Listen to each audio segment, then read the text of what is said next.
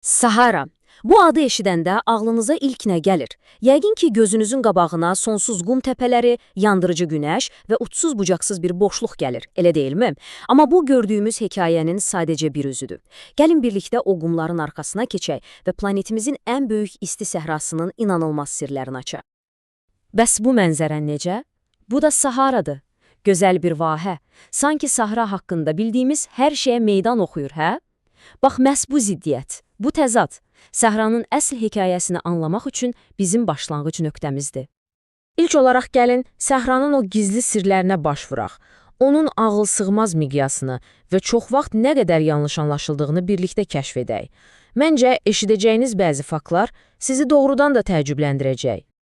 Səhranın böyüklüyü həqiqətən də heyrətamizdir. Bir anlıq xəritəyə baxın, bu tək bir ölkə deyil, az qala bütün Şimali Afrikanı əhatə edir. Düşünün, Atlantik okeanından başlayır, ta gedib Qırmızı dənizə qədər uzanır. İçində nə qədər fərqli mədəniyyət, nə qədər fərqli coğrafiya var.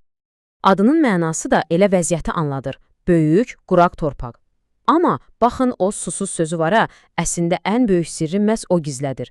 Çünki bu quru görünən torpaqların altında siz təsəvvür edin, əslində nəhəng su okeanları yatır. İndi isə gəlin zamanda biraz geriyə gedək. Çünki inanın ya inanmayın, Sahara həmişə bugünkü kimi quraq olmayıb. Tam əksinə.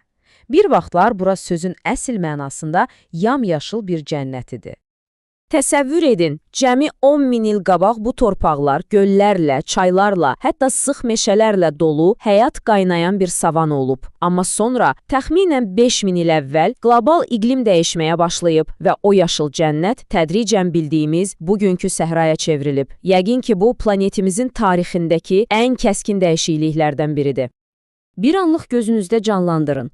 Çaylarda timsahlar üzür, geniş otlaqlarda fillər, zürafələr gəzir. Yox, bu nəsə bir fantaziya deyil. Bu, bir zamanlar mövcud olan yaşıl Saharanın reallığı idi.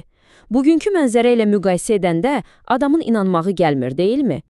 Yaxşı, bəs o yaşıl dövrdən bugünə nəsə qalıbmı? Qalıb, amma cavab gözlə görünən yerdə deyil, qumların düz altındadır.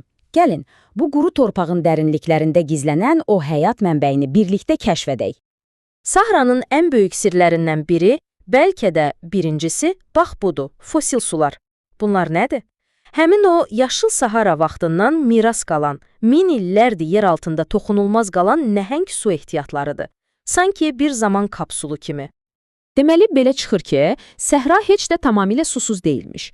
O yeraltı sular vahələri, yəni oazisləri qidalandırır, hətta duzlu göllər əmələ gətirir. Üstəlik, unutmayaq ki, Nil çayı kimi nəhəng bir həyat damarı bu səhranı yarıb keçir, bir də ki, Çad gölü kimi böyük bir şirin su mənbəyi var. Deməli, su varsa, deməli həyat da var. Yaxşı, bəs bu qədər sərt, bu qədər çətin bir yerdə həyat özünü necə göstərir? Gəlin indi də bu ekstremal şəraitə mükəmməl uyğunlaşan o canlılarla və coğrafiyanın özü ilə tanış olaq. Gəlin bir səhv anlayışı da düzəldək. Çoxumuz elə bilirik ki, Sahara başdan başa qumdur. Heç də elə deyil. Əslində, ərazisinin cəmi 1/4 qum təpələridir. Yerdə qalan hissəsi nədir? Qayalı yaylalar, dağ silsilələri, qurumuş çay yataqları, tamamilə fərqli bir mənzərə. Siz bir təsəvvür eləyin. Səhranın ortasında hündürlüyü 3415 metrə çatan dağlar var. Tibesti dağlarındakı M2-si zirvəsi, yəqin ki, Saharanın sadəcə bir qum yığını olmadığının ən möhtəşəm sübutudur. Burada yaşamaq isə tam başqa bir məsələdir. Gündüz +50 dərəcədə sözün əsli mənasında bişirsən, gecə isə temperatur 0 dərəcəyə düşür, donursan və bu hər gün təkrarlanır. İnanılmaz bir sınaqdır doğrusu. Yaxşı, bəs belə bir yerə kim dözər? Cavab, əsl adaptasiya ustaları. Məsələn, istiyə dözümlü akasiya ağacları və ya o nəhəng qulaqları ilə bədəninin istiliyini tənzimləyən fenek tülküsü. Əlbəttə ki, dəvələr, kərtənkələlər, ilanlar. Amma onların çoxunun bir ortaq sirri var. Gecə həyatı. Gündüzün o cəhənnəm istisindən gizlənirlər, gecə sərin düşəndə isə fəaliyyətə başlayırlar. Amma düşünməyin ki, Saharanın təsiri elə öz sərhədləri ilə bitir, qətiyyən. Buradan qalxan o nəhəng toz fırtınalar var, bütün Atlantik okeanını keçir, gedir çatır hara bilirsiniz? Amazon meşələrinə. Bəli, bəli, düz eşitdiniz. Planetin ən quraq yeri, planetin ən yaşıl yerinin torpağını gübrələyir. Bax, bu, qitələri bir-birinə bağlayan möhtəşəm bir təbiət dövranıdır.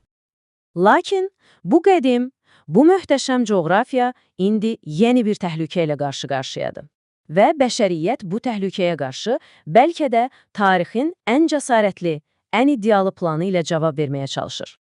Problem nədir? Səhralaşma. Yəni, Sahara dayanmır, yavaş-yavaş cənuba doğru böyüyür və bu irəliləyiş milyonlarla insanın yaşadığı, əkib becərdiyi o məhsuldar sahil bölgəsini sözün əsl mənasında udmaqla təhdid edir. Bəs bu irəliləyən qumu necə saxlamaq olar? Bax, bəşəriyyətin cavabı da bir o qədər iddialıdır. Böyük yaşıl divar. Yox, bu sadəcə bir neçə ağac əkmək deyil. Bu, Afrika İttifaqının rəhbərliyi ilə səhranın qarşısına həqiqi, yaşıl bir sədd çəkmək layihəsidir. Rəqəmə bir baxın, 8000 kilometr. Bu nə deməkdir?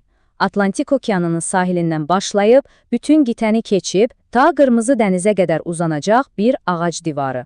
Məqsəd, sahil bölgəsini bir qalxan kimi qorumaqdır. Və işin ən maraqlı tərəfi odur ki, bu təkcə Afrika üçün deyil. Hesablamalara görə, bu layihə tamamlananda, bu nəhəng yaşıl divar atmosferdən tam 250 milyon ton karbonu udacaq. Yəni, Afrikadakı bir problemə tapılan həll, bütün planetimizin iqlim dəyişikliyi ilə mübarizəsinə dəstək olacaq. Bax, bu, lokal bir həllin qlobal təsiridir.